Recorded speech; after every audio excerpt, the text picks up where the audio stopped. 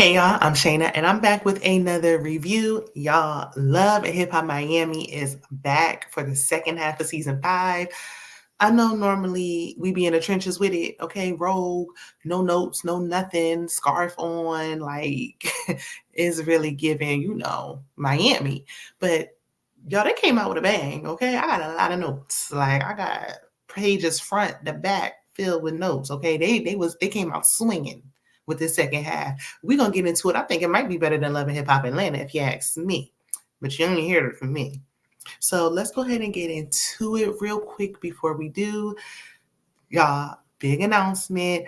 If you watch Ready to Love, I am interviewing Patricia, who was on the most recent episode this coming Friday at 7 p.m. Eastern Standard Time. Please turn on your post notifications, check out my community tab. All the information will be posted there. Be sure to subscribe if you haven't already. I would love to have you on this side. Like the video, and let's get into it. So we start off with a very colorful video shoot. All I can think is, Amada, what is it? What is this? And why did you do it? Not my heat cranking on. Hold on, y'all. Okay, we back. So Amada is complaining about her former friends or so-called friends. If you hear the noise, it's gonna go away. Anyway, so she also talks about, I think she's talking to her manager about her previous self-proclaimed fake relationship with Safari. Now we already knew it was fake. Allegedly, she just confirming, or she confirmed, even though she tried backslide, that it was a fake relationship. But girl, we already know. She said she's going on to Trick and Super Cindy's podcast. Did y'all know they had a podcast? If you've ever listened to Trick and Super Cindy's podcast, let me know. Am I missing out on something? Let me know down in the comments. So we move on to Zoe. She's auditioning backup dancers along with Bobby and Super Cindy. At this point, put Super Cindy in the opening credits. I done seen Super Cindy in every scene. And where is Von Shay? Von Shay did not to get off track, but Von Shay did all of that madness with her ex-husband Richard to only be on there one half of one season. Ooh, yeah. Anyway, so yeah, they're doing the auditions, and she needs help with judging. I guess she got to film with somebody, child. I don't know, because I would not be sitting with no Bobby or no Cindy. So she wants to switch up her music style. She wants some Afro beats. She wants R&B. She wants it nice and slow. She's just in a different space. Girl, switch up. Now, I think she's talented from what I hear on the show. I haven't heard anything outside the show. Girl, we don't really know your original style for you to be switching up. Never mind. So Flo arrives. And this scene looks staged to me. But anyway, Flo is still upset with Trina about her comments regarding the Haitian community. Bobby, he just apologizing for how he played a part in the mess. I'm upset with Trina, period, for being on this show. Why are you still here?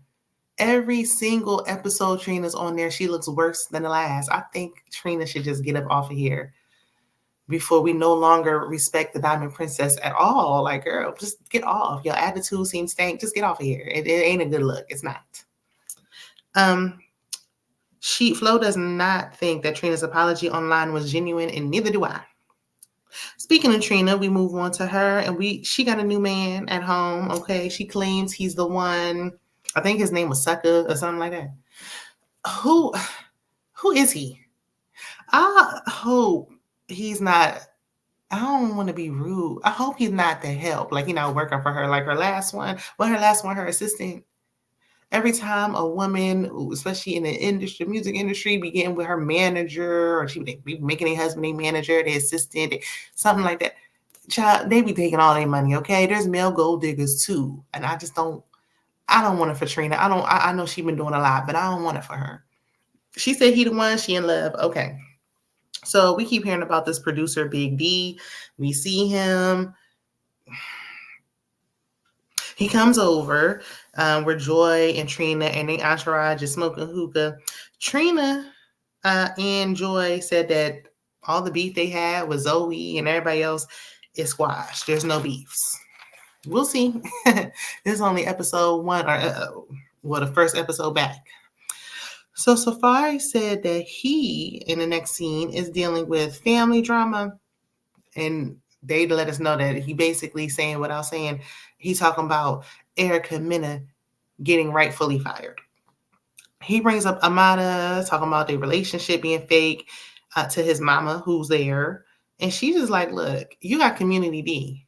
Mama, you should have said this about 15, 20 years ago.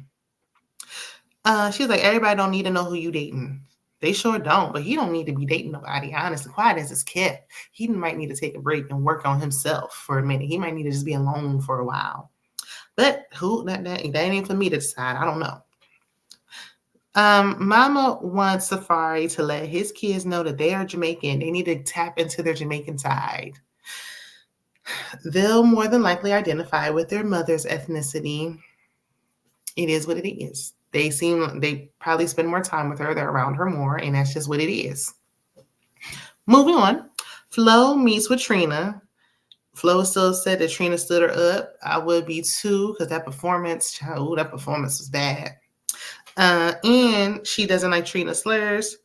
Flo said the money from the show, when Trina gave her the money back from the show, she said it came way later than Trina claimed it did. It came after Trina got that backlash from the Haitian community, not when Trina tried to say, oh, I gave her the money back the same day. She said, no, not so fast. No, it didn't. And I believe Flo. Trina said that Flo's sister, Gael, told her not to work with Flo, and she said Flo does voodoo. And that's where she got the voodoo comment from. And we see the beautiful bean footage. She definitely said that. I ain't need to see the footage. I remember her saying it. Okay, I got the voodoo for you. Listen, if you know, you know. That's fine. But what about the cat eating comment? I guess we're going to skip over that. So Trina said that, she was like, look, I'm going to say whatever I got to say to get at you because I feel like you was coming at me in so many words. Trina apologized to Flo, and Flo was like, and will you apologize to my sister? And Trina's like, girl, hell no. Girl, your sister ain't nobody. Your sister ain't nobody. Like, be glad you got the apology, okay? Especially from this diva. Ooh. So Eliza Rain, one of Future's children's mothers, is having a birthday party. Now, how she get invited back to the show and Banshee didn't? I forgot she was on the show. So this must be a full cast event because everybody named Mama was at this party. She invited Shay, and she said Amada ghosted her right after filming Rap the last time. Well, she said after her party, but basically after they stopped filming. And she was like, basically what everything about Shay about her was true. Okay, but y'all gotta stop getting y'all feeling so involved with this girl. If y'all don't see a pattern or a trend by now that Amada is really not really nobody's friend, she ain't really nobody's friend like that. If you decide to befriend her, then that's on you at this point. So Trick is over there talking to Safari. He's still dragging on this storyline with these talentless twins. I guess. Why don't we see Trick date or something? Like, do something else. Trying to put these twins on, it ain't happening. Flo and her girlfriend, I can never remember girlfriend's name, but her girlfriend that looks like she could be her sister arrive at the party. Girlfriend and Eliza are inappropriately flirting, high key, and Flo getting mad. She trying to check Eliza like, yeah, and check your girlfriend too, and you should have checked your girlfriend first. But Eliza licked girlfriend's face. Yuck. I had sweat, makeup, food, everything on that cheek. That was, ugh. So then we see Shay's brother. He, approached her. And Shay said she hasn't spoken to her family since her and Fable broke up. Somebody said Shay was sitting there. I think it was Voodoo Doll TV. Said Shay was sitting over there looking like a Bernstein bear.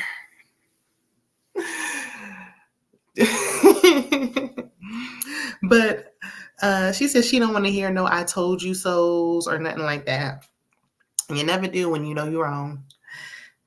She tells her brother, just because we ain't together right now don't mean we ain't getting back together. Girl, be very for real. That man didn't want you in the first place. So they argue, and she started cussing at her brother. She cussing him out and talking about she blocked him. She blocking him. Girl, you are tripping. That man got you like this? Ooh. So Zoe brings his meeting with Big D, Super Cindy, and others for her album release. It's a small, intimate gathering to hear her new music. And Big D pulled because everybody's like, I love it. I love it. I love it, Zoe. And Big D was like, can I talk to Zoe alone? And you know when he say that, that means he hates it. Okay. And that's what he told her. He told her he can't stand it. Big D was making references like, I don't know what this Lizzo BS is. And what did I tell you when I met you? She's like, you said I'm the female Biggie.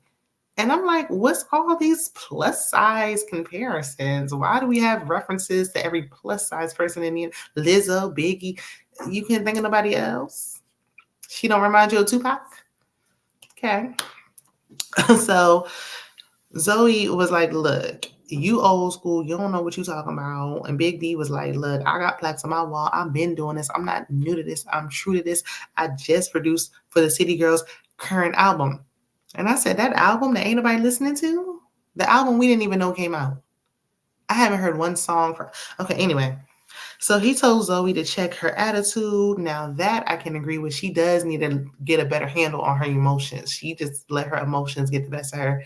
And it's going to stunt her growth in this industry, I feel. It's already hard to really, get off the ground when you're on Love and Hip Hop. I mean, everybody can't be Cardi B. So Shay, see, that's what I get for. So anyway, Shay arrives at her mama's house, and I see that white Tesla. I thought the streets. This is what they said. This is not what I said. This is what the street said. I thought they said that Tesla was his ex-fiance's car, but she's still driving it, and he ain't nowhere to be found. So Shay's mama was like, oof, because she was like, Fable's gone, and she was like, good riddance, and I hope he never come back. No, he got to come back to see the baby girl.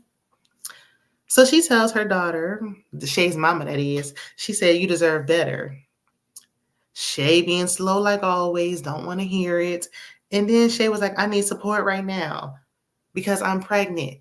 And then she does that Beyonce bump reveal like Beyonce did on the VMAs a couple years ago. Shay Bucky Johnson. Why? I felt like the mama. Because the mama was like, now what you do that for? Now why did you do that? Girl, what's wrong with you?